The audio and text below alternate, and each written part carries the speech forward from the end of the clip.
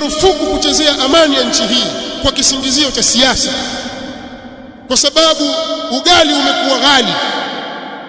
Kwa hiyo tuko tayari kufa kwa sababu bei ya unga imepanda. Huu ni ujinga usiohimilika. Leo kuna nchi ngapi zimeingia kwenye matatizo kwa lugha kama hizo? Miaka 30 sasa hakuna utulivu katika nchi hizo. Watu wa nchi hizo wanatamani kurudi katika nchi zao, hawawezi. Kila siku wao ni wageni kwenye nchi za watu. Tuna mifano hiyo.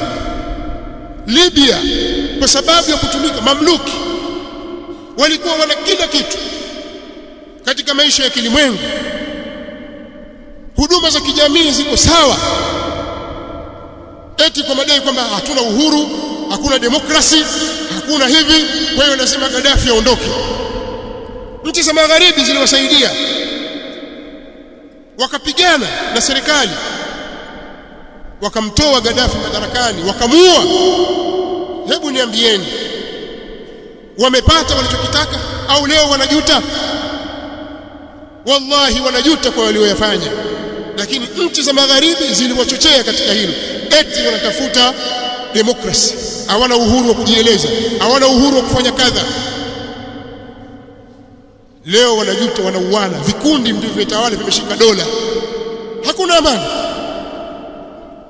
Sasa tutakatuishi katika hali hiyo?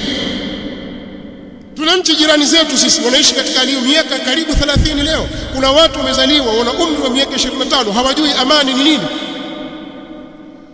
Leo anakuja mtu kuchezea tu hivyo, nchi hivi kupindua bwana.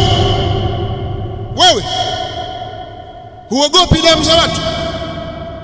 Waislamu tusikubali ujinga huu. Yaani mimi sikusimama hapa kuzungumza habari ya bandari, sijui mkataba umefanyaje, sijui mkataba ulikwenda kule. Mimi sio kazi yangu hiyo. Lakini kuna al-khatul ahmar, mstari mwekundu, utakiwi kuugusa mstari huu, nao ni wa amani. Jambo lolote ambalo linachochea uvunjifu wa amani marufuku. Waislamu wasilikubali jambo hili, wasimame kwa pamoja katika kulilinda jambo hili.